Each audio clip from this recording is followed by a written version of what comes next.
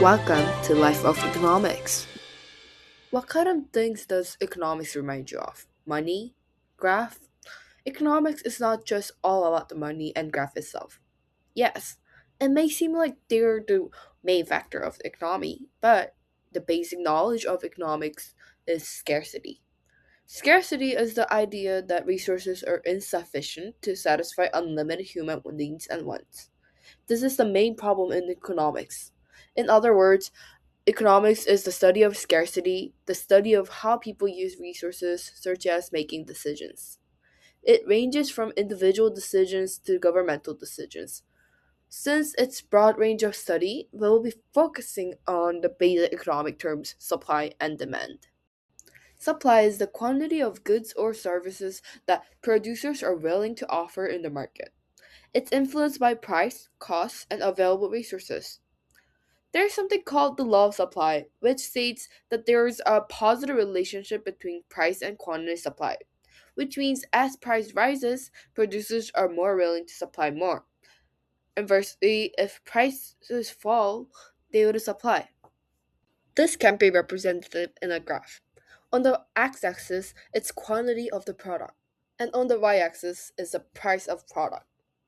But this graph can be represented only in one circumstance, a magic that sets the assumption that nothing is happening, where it only considers the price and quantity. The points on a supply curve move along a supply curve, or the curve itself shifts. The movement along a supply curve is when the point along the existing supply curve will simply change when the price of the product changes. The shift in supply curve happens when a non-price determinant has an external impact on supply. The non-price determinants are changes in the cost of factors of production, price of related goods, taxes and subsidies, future price expectations, change in technology, and the number of firms. For example, if the technology develops, it lowers the cost of production, thus making the production more efficient, which leading to an increase in supply and shifting the curve to the right. In real world markets, there are several factors that affect supply. When consumer demand increases, business often try to boost supply to meet it. Material costs and availability are also critical. A shortage of raw materials can severely limit production. Then there's technology. Innovations often means more efficient production, increasing supply. Government policy plays a role too. Taxes or strict regulation can reduce supply, while subsidies and tax incentives encourage companies to produce more. Also, natural factors like weather or economic conditions influence how much companies are willing to produce.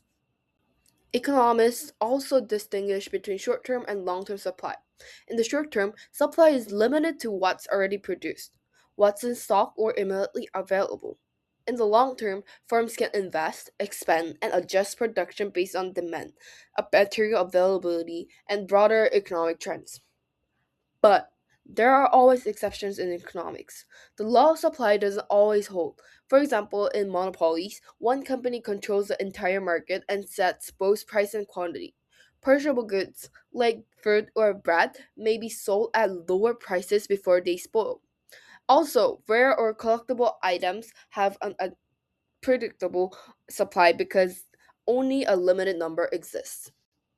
Overall, supply is about how producers respond to price, cost, and opportunity.